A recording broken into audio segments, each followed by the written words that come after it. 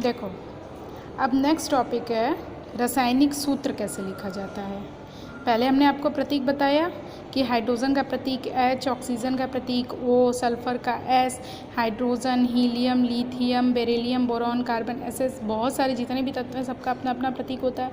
Book से देख लेना, उसमें उतने सारे प्रतीक दिए हुए हैं जो आपको याद करना रहेगा। अब आपको बात आती है कि रासायनिक सूत्र आप कैसे लिखते हो। सूत्र तब लिखाएगा जब उन प्रतीकों को आप एक इकट्ठा करोगे, एक नया यौगिक बनेगा तो वो सूत्र बन जाता है। जैसे किसी यौगिक का रासायनिक सूत्र उसके संगठक का प्रतीकात्मक निरूपण होता है। ये आपकी परिभाषा है कि रासायनिक सूत्र आप क्या होता है, यौगिक का रासायनिक सूत्र उसके संगठक मतलब वो जिससे बना हुआ है वो होता है उसका संगठक, उसका प्रतीकात्मक निरूपण होता है। प्रतीकात्मक मतलब प्रतीक ही दिखाता है कि वो किस चीज़ से बना हुआ है, ठीक है। तो उसके संगठक का प्रतीकात्मक निरूपण होता है। जब एक यौगिक किसी धातु या अधातु के संयोग से निर्मित होता है तो उसे उसके प्रतीक का रासायनिक सूत्र पहले ही लिखते हैं। जैसे मान लो CaO, तो ये जो आपका CaO है ये कैल्शियम ऑक्साइड है। ये कैल्शियम ऑक्साइड जो है ये इसका प्रतीकात्मक, कैल्शियम का प्रतीक Ca होता है, इसके पहले लिखते हैं, मतलब जिससे वो निर्मित है, कैल्शियम से निर्मित है तो ये कैल्शियम पहले लिखाया। सोडियम क्लोराइड क्या है, ये भी सोडियम का प्रतीक है Na, और Cl जो है वो क्लोराइड का प्रतीक है। तो इस तरीके से रासायनिक सूत्र लिखाता है कि जैसे CaO कैल्शियम ऑक्साइड बना, एक ये अलग तत्व है, एक ये अलग तत्व है, दोनों मिलकर के यौगिक बनाए तो ये बना आपका कैल्शियम ऑक्साइड। NaCl एक ये अलग तत्व है, एक ये अलग तत्व है, ये दोनों मिलकर के क्या बना, सोडियम क्लोराइड बना। ठीक, इसको इसी तरीके से रासायनिक सूत्र लिखते हैं। अब जैसे आपको हम इस तरीके से भी बताएं, HCl एक हाइड्रोक्लोरिक एसिड है, हाइड्रोक्लोरिक अम्ल, इसका प्रतीक हाइड्रोजन और ये क्लोरीन। हाइड्रोजन का ये हुआ 1, क्लोरीन का भी होती है 1, तो संयोजकता इसमें कितनी है, 1 है, और इसकी संयोजकता भी कितनी है, 1 है। तो जब इनकी संयोजकता 1 है तो इसलिए ये क्या बन गया, HCl हो गया। ठीक, अब हाइड्रोजन सल्फाइड इसमें भी 1 है, इसकी भी 1 है।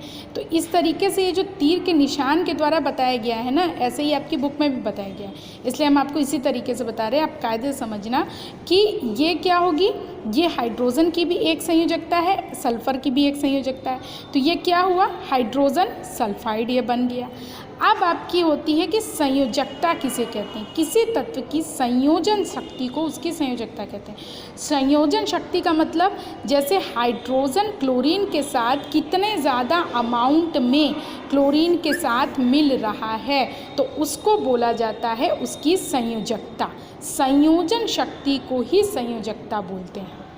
किसी एक तत्व की किसी दूसरे तत्व के साथ कितनी ज़्यादा संयोग करने की क्षमता होती है वो उसकी संयोजकता कहलाती है। बात समझ में आई।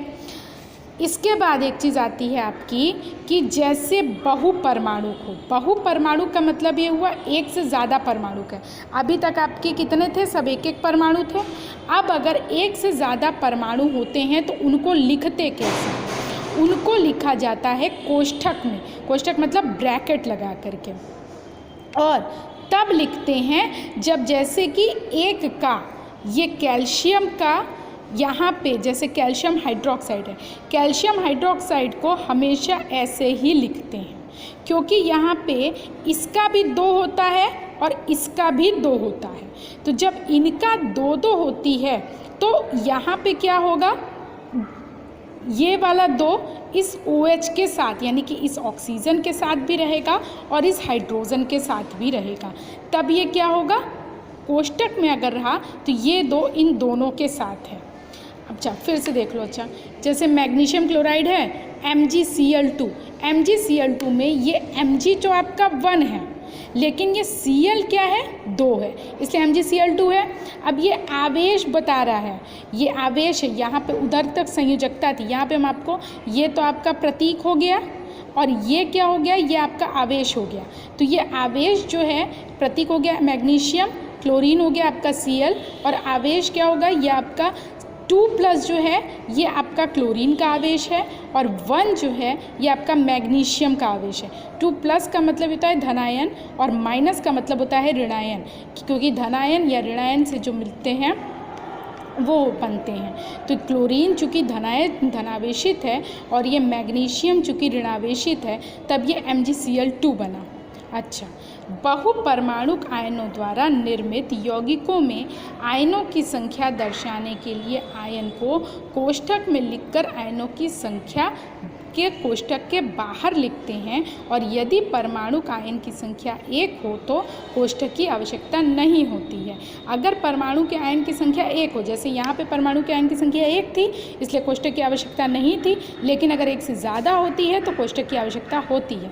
जैसे सोडियम नाइट्रेट में NaNO3 है तो NaNO3 में ये आपका कितना हुआ, 1 हुआ, और चूंकि ये भी आवेश में 1 है तो इसलिए क्या होगा, NaNO3 में सोडियम नाइट्रेट में इसकी संख्या जब 1 होती है तो इसमें कोष्ठक की आवश्यकता नहीं होती है।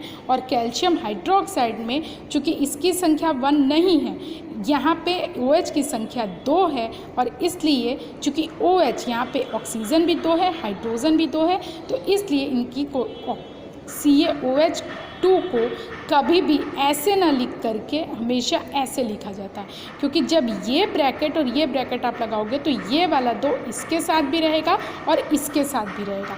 यही नियम होता है रासायनिक सूत्र लिखने का, ये चीज़ ध्यान रखिएगा। एक हम आपको और बताएं, जैसे NaCl लिखते हो, NaCl लिखोगे तो ये Na1 है और ये भी Na जो है वो 1 है, ठीक। लेकिन अगर आप 2NaCl लिखोगे तो ये 2 इसके साथ भी रहेगा और इसके साथ भी रहेगा।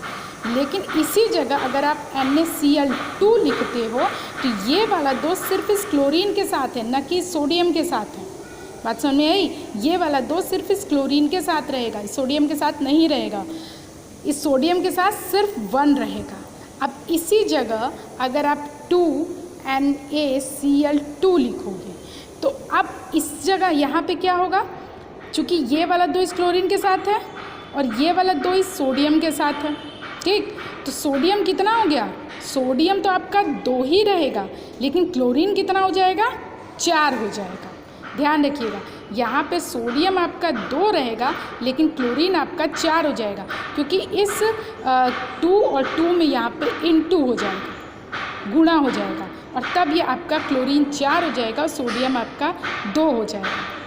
इतनी बात क्लियर हुई? ये रासायनिक सूत्र लिखने का इसी तरह नियम है, ठीक है।